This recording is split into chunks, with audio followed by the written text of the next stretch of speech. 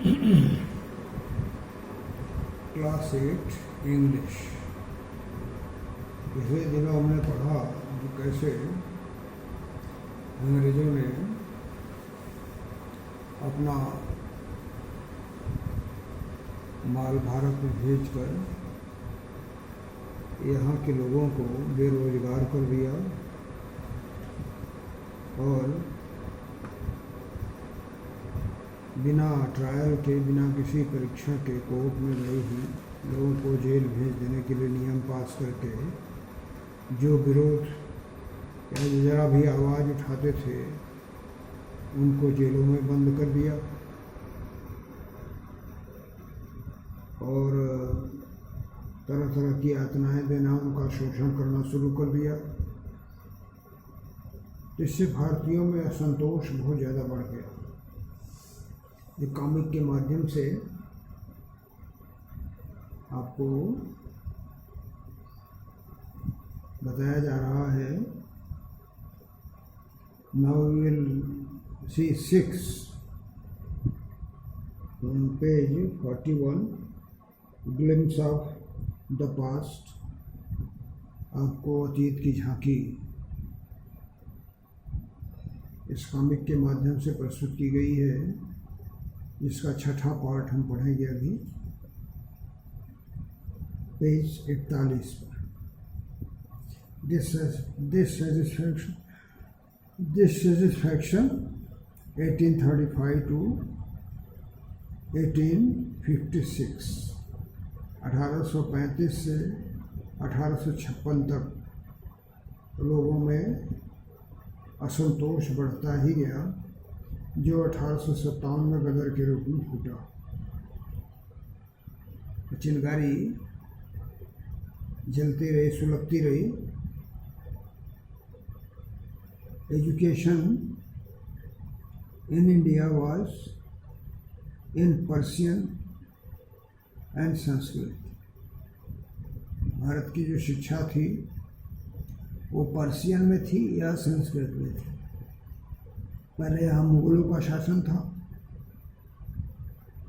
अंग्रेज़ों के पहले मुगल हमारे शासक थे, इससे उनकी भाषा पर्शियन थी जो यहाँ पढ़ी जाती थी, और संस्कृत हमारी जो प्राचीन भाषा थी ये पढ़ी पढ़ाई जाती थी।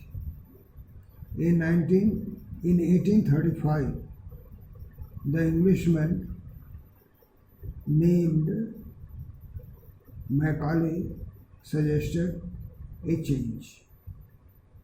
मैकाले एक शिक्षाविद आया 1835 में। उसने इसमें परिवर्तन की बात कही कि लोगों को अंग्रेजी पढ़ाई जाए पर्शियन और संस्कृत की जगह। Macaulay, he was an educationist, he came from Britain, and he told that the people of India should be taught English in place of Persian and Sanskrit. We should teach the natives through the English language. उसने कहा कि हम यहाँ के निवासियों को, जो यहाँ के रहने वाले हैं भारतीय मूल के, उनको अंग्रेजी के माध्यम से पढ़ाएंगे। But there will be English language in the education of India at the place of Persian or Sanskrit. I agree, and the Governor General agreed with the fact, with the idea of, with the session of Macaulay. English education produced clerks to whom the British gave petty jobs under them. और English शिक्षा ने clerk पैदा किए देश में, जिनको the English gave, अंग्रेज़ों ने अच्छी नौकरियां दी अंडर देम, अपने अंदर, अपने अधिकार में उनको क्लर्क की नौकरियां दी। When the people of India learned English, they were appointed as clerks in different departments and they were accountable to the English officers. वे अंग्रेजी अधिकारियों के अधीन क्लर्क के रूप में अपॉइंट किए गए। Incidentally, it also produced a new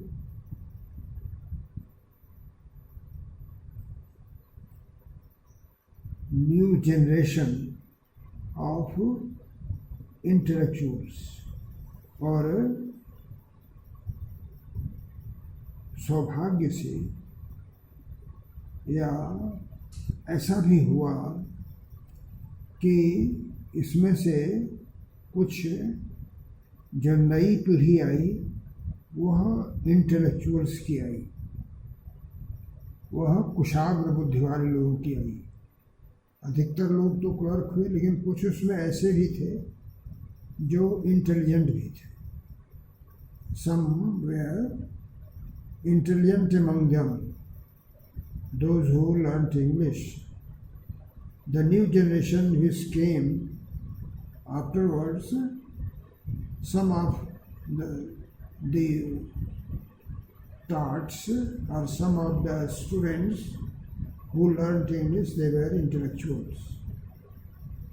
उसमें कुछ विद्वान लोग भी थे। तो उन्होंने कहा we must educate brothers, our brothers। हमें अपने साथियों को पढ़ाना चाहिए, अपने भाइयों को भी पढ़ाना चाहिए। हमारे जो और भाई हैं भारतीय, उन्हें यह शिक्षा देनी चाहिए।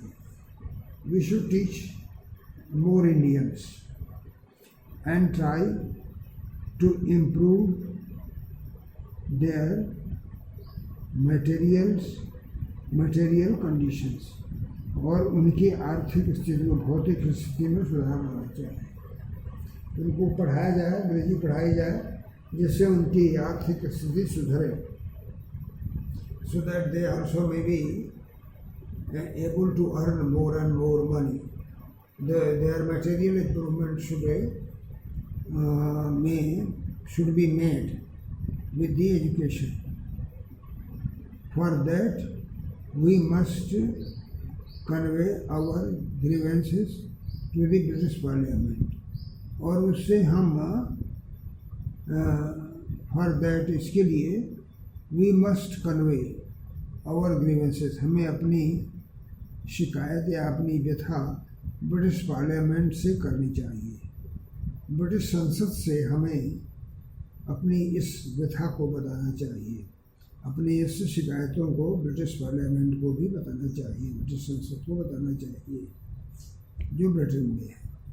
We should convey, we should send our complaints and tell the members of the Parliament of Britain about our troubles।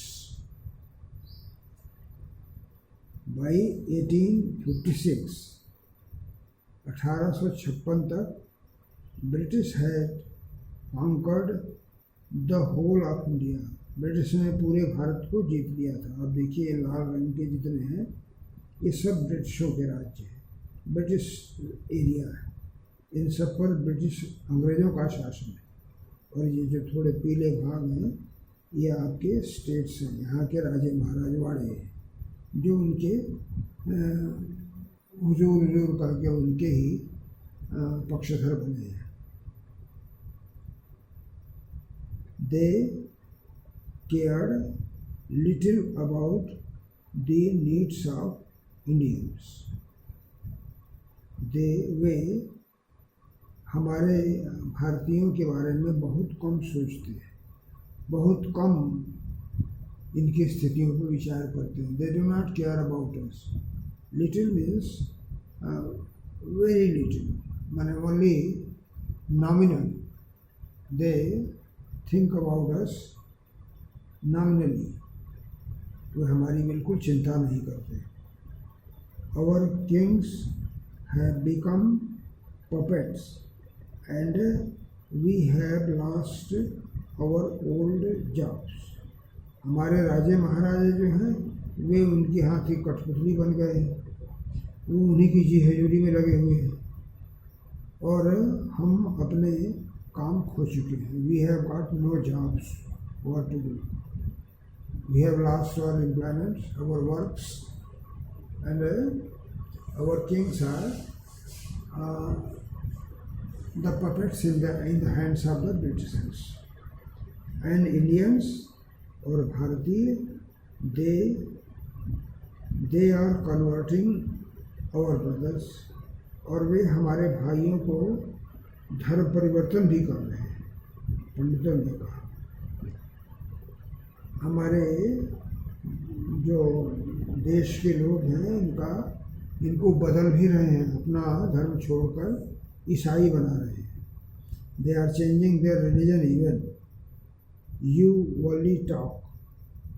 तो ये एक आदमी ये कहता है कि आप लोग तो केवल बात करते हैं, do something, drive them out, उनको बाहर निकालने के, उनको भगाने के लिए कुछ करिए। You all are only talking about all the things, you never oppose them, you should try to drive them out of India. We should try to drive the Britishers out of India, the white men from India. हमें उन्हें भगाने की कोशिश करनी चाहिए, बातों से काम नहीं चलेगा, काम करना है। The Sparks 1857, 55 to 57, और यह चिंगारी सुलगने लगी और वह 1855 से 1857 तक क्या स्थिति थी।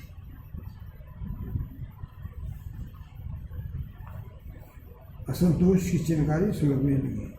Taxes continue to ruin the peasants, जो टैक्स लगा दिए, कर लगा दिए, इनसे लगातार किसानों का विनाश होने लगा। बढ़े हुए टैक्सेस ने किसानों की परिस्थितियों को एकदम तहस नहस कर दिया। इन बंगाल में the Santhals who had lost their lands, Santhal वहाँ के आदि निवासी हैं, संथाल जात के, गौड़ और संथाल। तो बंगाल के संथाल जो वहाँ के आदिवासी थे, उनकी ज़मीनें छिन गई थी। दे हैव लॉस्ट देयर लैंड्स, उनकी ज़मीनें छिन गई थी। अंडर न्यू लैंड रूल्स, जो नया भूमि कानून बना उसमें उनकी ज़मीनें छिन गई। तो ये बिकेम डेस्परेट, ये निराश हो गए। निराशा से उग्रता उनकी बढ़ी और 1855 में दे रोज इन रिवेलियन, वे विद्रोही हो गए। And massacred Europeans and their supporters alike, और उन्होंने कत्लेआम कर दिया यूरोपियंस का और उनके समर्थकों का। उन्होंने समर्थकों, यूरोपियन अंग्रेज़ों के समर्थक और अंग्रेज दोनों जो मिले उनका कत्लेआम कर दिया। They killed the Englishman as well as the Indians who supported them because they have lost their lands by the new rule which was made by the Britishers, and the increased taxes that had ruined their positions already. Their conditions had become very pitiable due to the increased taxes, due to the hike in the taxes.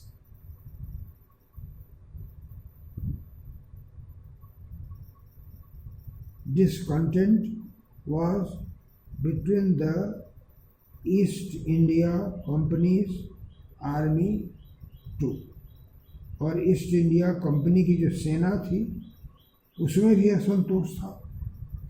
Indians जो east India company की सेना में थे वो भी असंतुष्ट थे। The army members, the people who were in army, they also were dissatisfied with the behavior of the East India Company.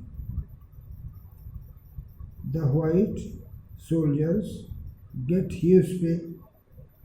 जो अंग्रेज सिपाही थे उनको लंबी तनख्वाह मिलती थी और मैसन्स लिविंग रहने के लिए उनको मकान मिलते थे और सर्वेंट्स मिलते थे। उनका काम करने के लिए उनको नौकर भी मिलते थे। उनको मकान रहने के लिए और उनकी सेवा के लिए नौकर और उनकी ऊंची तनख्वाह। The army personnels in East India company, those who were white, they get more salary, they get houses to live in, and they get servants to serve them. While we get a pittance and a slow promotion, जबकि हमें जो भारतीय सैनिक थे उनको कम तनख्वाह मिलती और उनको बहुत धीमा प्रमोशन मिलता। बहुत दिनों बाद उनका प्रमोशन होता, वो फट से प्रमोट हो जाते थे। तो दे गेट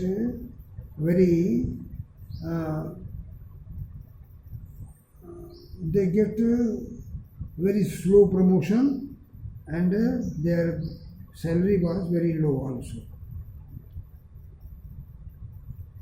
The अंग्रेज asks us, अंग्रेज हमसे कहता है to cross the sea, which is against our religions.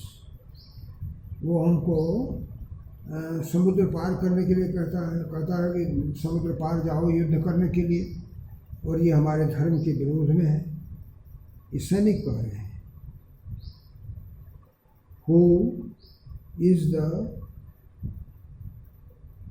Tapalwala to abolish our age-old customs? अब कौन इसमें आगे चलेगा जो हमारे रिलीजन को, हमारे धर्म को, हमारी जो प्राचीन परंपरा है उसको समाप्त करे? हमसे वे ज़बरदस्ती कर रहे हैं to go to the foreign countries to fight, and that is against our religion. And in this way, such were the dissatisfactions among the army of East India Company. We must drive out the अंग्रेज। और सैनिकों ने कहा हमें अंग्रेजों को बाहर निकालना है इस देश से। They are to be driven out. We have to fight against the English persons and they should run away. They should be run away from our country. Sorry, सिपाही मंगल पांडे attacked the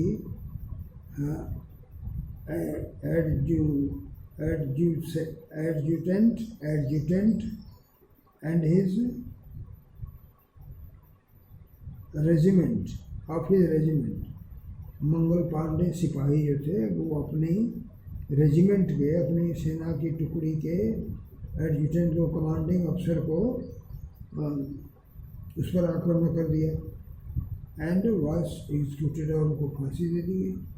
मंगल पांडे ने अपने जो सैन्य अधिकारी था, कमांडिंग अफसर था, उस पर आक्रमण कर दिया and the result was that he was hanged to death, उनको फांसी दे दी गई। Thousands of other sipahi revolted, हजारों दूसरे सिपाहियों ने भी विद्रोह किया। अदर सिपाही, other military men who were with Mangal Pandey, they also revolted, they also opposed the white officers, and they were stripped of their uniforms, और उनकी वर्दियाँ उतार ली गई और उन्हें सेना के अपदस्थ कर दिया गया और humiliated and put in irons, उनको अपमानित किया गया और उन्हें आयरन्स में, सिकल में रख दिया गया, उन्हें जेल में डाल दिया गया। दे वर पुट टू आयरन्स मैंने उनको हथकड़ियाँ लगा दी गई। दे वर सेंट टू जेल्स, बड़ी हथकड़ी लग गई। Few Englishmen had cared to understand Indians' custom or the people's mind. कुछ अंग्रेज ऐसे थे जिन्होंने भारतीयों की बात की चिंता की और उनके रीति रिवाजों को समझने का प्रयास किया। उनके समझ, भारतीयों की समझ, उनके रीति रिवाज को समझने का प्रयास किया। There were a few English officers who tried to understand the thinkings of the Indians, the customs of the Indians. Oh, proud Brahmin soldiers, do you know? कुछ लोग अब सेना के भीतर के लोगों की बात। एक सैनिक कह रहा है, ये पंडित जी हैं चुंडी उंडी रखे, तो इनसे कहता है, ये पूजा करने जा रहे हैं लोटे में पानी लेकर के, तो इनसे कहता है कि ओ प्राउड ब्राह्मण, अरे घमंडी ब्राह्मण, डू यू नो, क्या तुम जानते हो दैट कि the grease of the bullet you have to bite made from the fat of cows and pigs. क्या तुम जानते हो कि उसकी टोपी जो है, बुलेट की गोली की टोपी, ऊपर का हिस्सा जिसे तुम दांत से काटते हो, वो गाय और सूअर की चर्बी की बनी हुई है। इस बात को तुम जानते हो, बनते हो ब्राह्मण। You think yourself to be a Brahmin, a religious person. Do you know that the top of the bullet is made of the fat of cow and pig. What? ब्राह्मण ने कहा, क्या कह रहे हो? The white man has deceived us too. और ये मुसलमान है, दाढ़ी उड़ी रखे, ये कहते हैं कि अंग्रेजों ने हमको भी धोखा दिया। मैंने हिंदुओं को तो धोखा दिया, गाय की चर्बी लगाकर, और हमें सूअर की चर्बी लगाकर धोखा दिया। इसलिए they have deceived us also. सून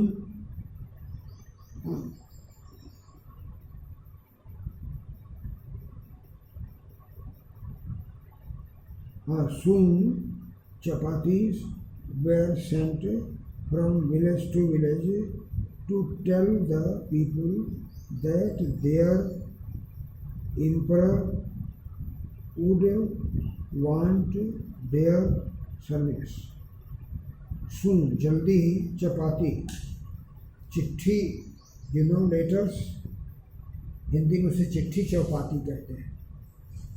पहले लोग चिट्ठी चौपाती कहते थे एक साथ, चिट्ठी और चौपाती, माने वो चपाती जो है वो पत्र ही था। That also was like the letter, that was the symbol of a letter. अब चपाती, द ब्रेड्स में भी also, and the chapatis were sent from one place to other. चपाती भेजी गई एक जगह से दूसरी जगह, क्योंकि अंग्रेजों के ज़माने में संदेह होता अगर लोग इस तरह से, तो उसके एक सिंबल के रूप में चपातियाँ भेजी गई, रोटियाँ भेजी गई फ्रॉम विलेज टू विलेज, एक गांव से दूसरे गांव को, यह कहने के लिए कि जो राजा है देश का, वह आप लोगों की मदद चाहता है, राजा को आपकी मदद की ज़रूरत है। The king wants your help. ये संदेश गांव-गांव भेजा गया इस चपाती के माध्यम से। यस, तो गांव वालों ने क्या कहा? Yes, all my village man will be ready. तो गांव का जो मुखिया था, ये चपाती दे रहा है इसको, तो मुखिया ये कहता है कि हमारे गांव के सभी लोग तैयार हैं, we are ready to help the king. The message was given to the people, संदेश इस माध्यम से हर गांव के लोगों को दिया गया, प्रभुओं को, कि राजा आपके सहयोग की अपेक्षा करता है। तो गांव वालों ने कहा, उनके मुखियों ने कहा कि हमारे गांव के हर लोग उनकी मदद के लिए तैयार हैं। We all are ready to support the king in the opposition of the British regime, अंग्रेजी शासन के खिलाफ। Similarly lotus flowers circulated among Indian soldiers, और सिपाहियों में जो भारतीय सैनिक जो थे उनके बीच लाल कमल उनके बीच में भेजा गया, एक से दूसरे को लाल कमल दिया गया। और वो लाल कमल जो था वो रक्त की निशानी थी, वो था डेथ टू दी फॉरेनर्स। ये संदेश था कि जहाँ भी अंग्रेज हो मारो, उनका खून करो। चपाती गांव वालों के लोगों के सहयोग के लिए भेजा गया, और सेना में लोगों ने एक दूसरे को लाल कमल दिया, जिसका ये मतलब था कि जहाँ भी अंग्रेज हो उनको मारो, तो किल दे। The message gave all help and shelter to the patriots.